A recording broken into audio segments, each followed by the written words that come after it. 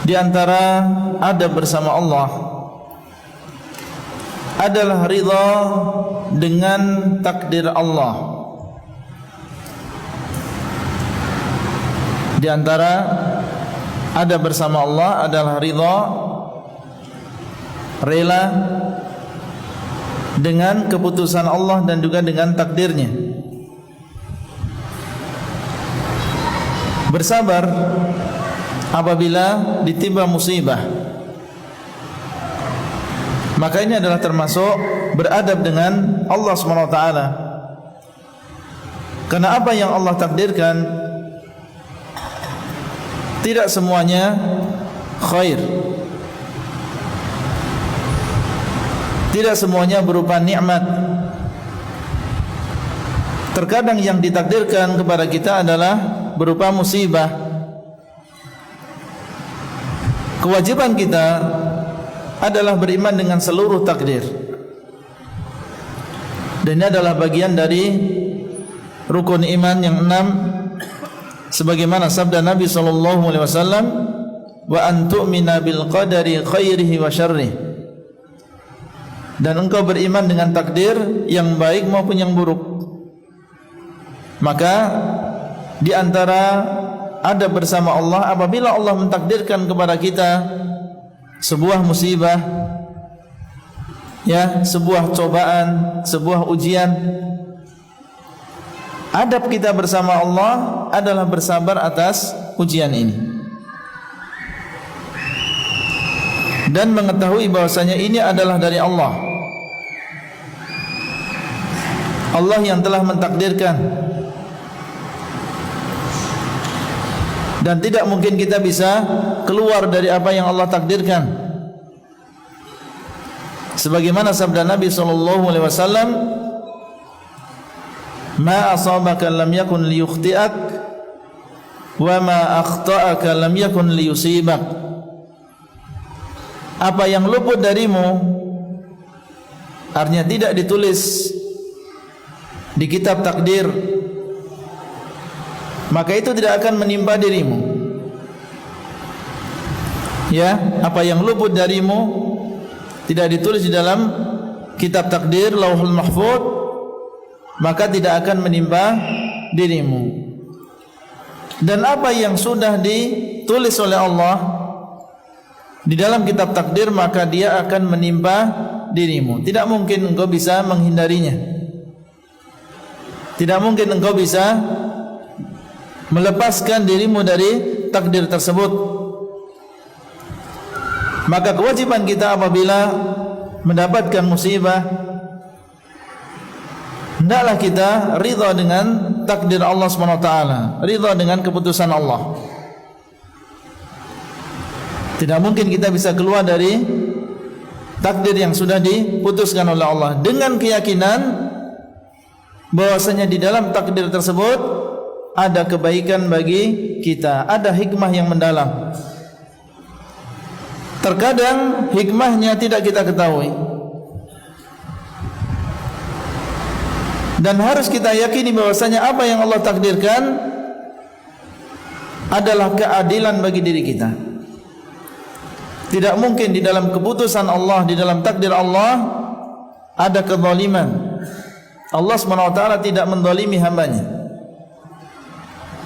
Mungkin di antara kita ada yang terkena musibah di dalam hartanya,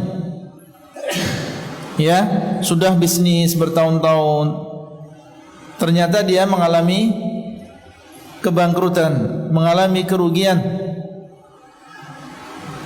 Maka jangan kita yakini, kita pikir bahwasanya Allah menzalimi diri kita. Mungkin sebagian kita sudah berdoa, ternyata dia terkena musibah. Jangan kita yakini bahwasanya Allah menzalimi hambanya. Allah tidak akan menzalimi hambanya meskipun hanya sebesar dzarrah. Innallaha la yadzlimu mithqala dzarrah. Sesungguhnya Allah tidak menzalimi meskipun hanya sebesar dzarrah. Yang dimaksud dengan dzarrah adalah semut yang kecil. Artinya Allah tidak akan menzalimi hambanya sedikit pun. Dan Allah mengatakan, wa ma rabbuka bidzallamin lil 'abid. Dan tidaklah Rabbmu menzalimi hamba-hambanya. Dan di dalam hadis qudsi Allah SWT mengatakan, ya ibadi inni haramtu dzulma ala nafsi. Wahai hamba-hambaku, sesungguhnya aku telah mengharamkan kezaliman atas diriku. Allah mengharamkan kezaliman atas dirinya sendiri, tidak akan menzalimi kita. Maka yakinlah bahwasanya musibah yang menimpa diri kita itu adalah pasti di sana ada hikmahnya. Ada hikmah di balik musibah tersebut. Ya, kalau kita tunggu maka akan kita dapatkan hikmahnya. Ya, kalau enggak salah ada sebuah cerita, ya, sebagian dia sedang mencari rumah kontrakan. Ya, mencari rumah kontrakan ke sana kemari. Alhamdulillah mendapat rumah kontrakan, rumah sewaan dengan harga yang murah, ya, dan tempatnya luas dan seterusnya. Cocok dengan apa yang dia inginkan selama ini. Ya, ketika sudah mau akad ternyata pemilik rumah tersebut membatalkan akadnya. Ya, tidak jadi.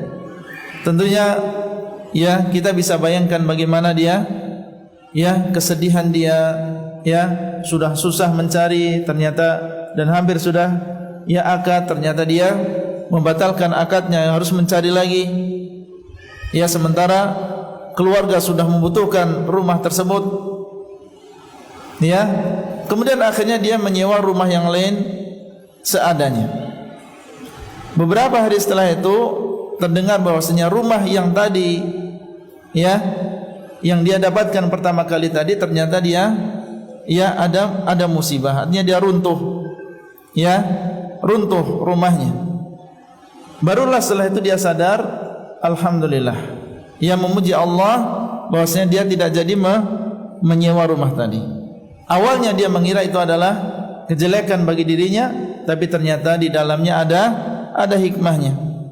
Makanya Allah mengatakan, wa asa an takrahu syai'an wa huwa khairul lakum, wa asa an tuhibbu syai'an wa huwa syarrul lakum.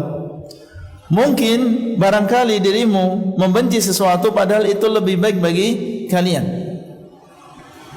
Dan barangkali engkau mencintai sesuatu padahal itu adalah jelek bagi kalian. Wallahu ya'lamu wa antum la ta'lamun.